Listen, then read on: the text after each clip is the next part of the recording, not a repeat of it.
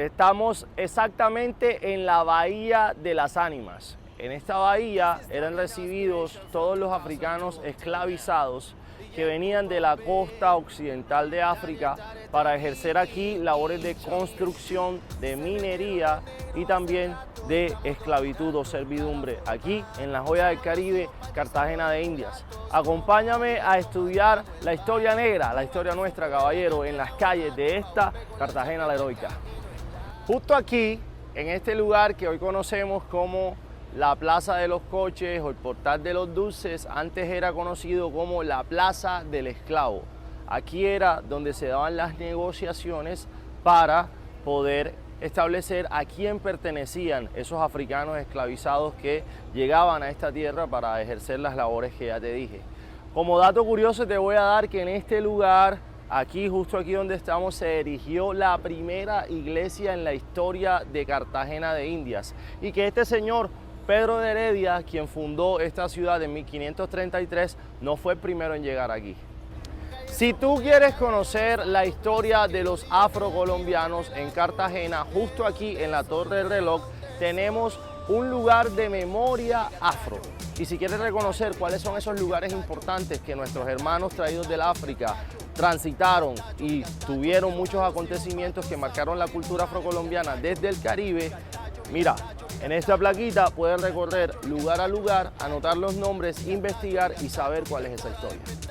Hay que hacer la precisión de que la esclavitud era un fenómeno que se venía dando ya en el África, pero que se salió de las manos porque los españoles y los portugueses descubrieron el Nuevo Mundo, que realmente no fue un descubrimiento. Aquí ya había muchos indígenas pertenecientes, por ejemplo, en Cartagena a la tribu Carib, que pues encontraron a estos españoles y empezaron a compartir con ellos sus costumbres y tradiciones. Como el mejor amigo de este señor, el señor Juan de la Cosa, que fue devorado por los indígenas Yurbaco justo aquí en el municipio de Turbaco, por ejemplo. La dinámica entre españoles e indígenas se fue volviendo una dinámica de sociedad y también de violencia. Pero en cierto punto, los españoles se dieron cuenta que los indígenas no eran suficientes para desarrollar todo lo que ellos querían hacer en América. Ahí es donde los portugueses ya tenían un establecimiento comercial con muchas tribus africanas, teniendo muchos esclavizados de estas zonas. Luego de que se descubre el Nuevo Mundo, España y Portugal dividen el territorio del Nuevo Mundo y Brasil, por ejemplo, se queda con los portugueses y todo lo demás fue lo que tomaron los españoles.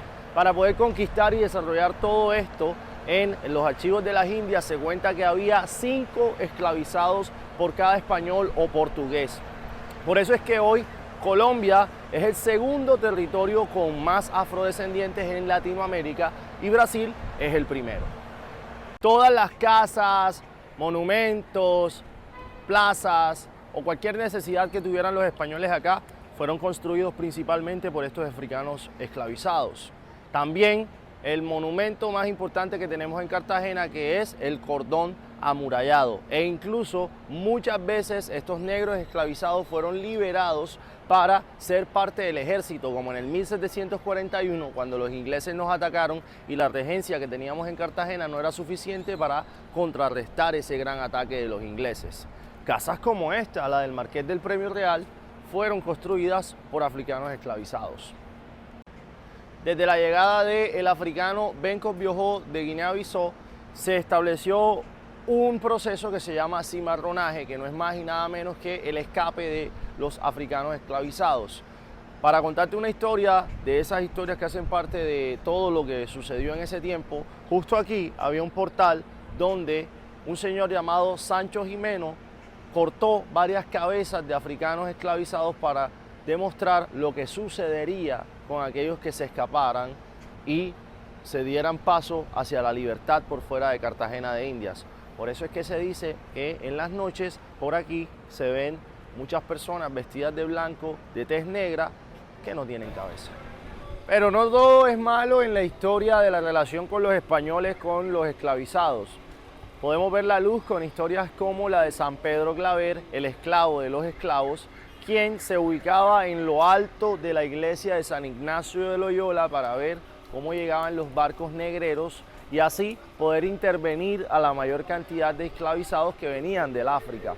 Él los convertía al cristianismo y al convertirlos al cristianismo su estancia en la ciudad era menos dura que los que no estaban convertidos aquí en Cartagena la colonial.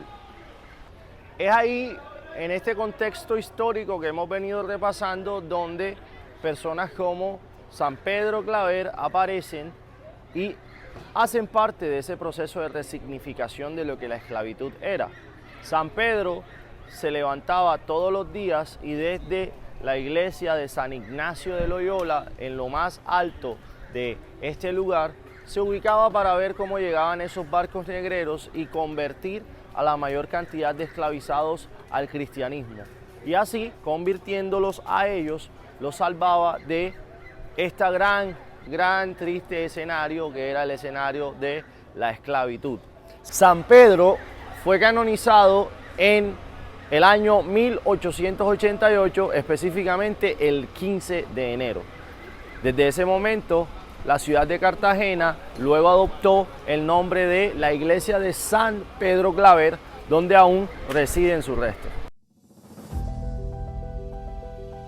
Sin embargo, muy a pesar de las historias agradables como la de San Pedro Claver, personajes importantes de la historia como Simón Bolívar, Rafael Núñez y muchos más, sí tuvieron esclavizados a su servicio.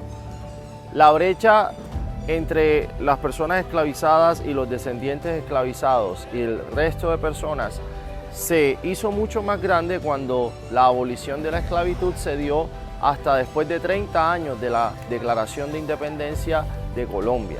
Es por eso que muchos de nuestros territorios afrocentrados se encuentran con muchísimas dificultades, ya que esa pequeña diferencia de tiempo que termina siendo muy grande en desarrollo social es la verdadera razón por la cual los afrocolombianos tenemos tantos problemas.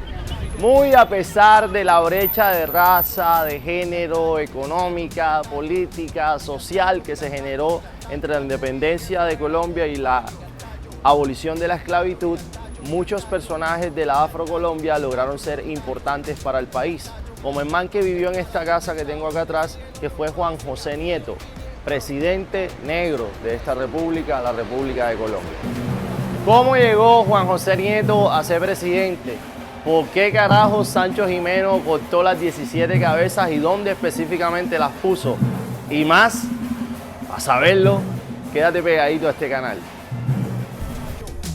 Entonces lo champetúo termina siendo toda esa expresión que no encajaba dentro del molde que los que se adelantaron en la brecha establecieron.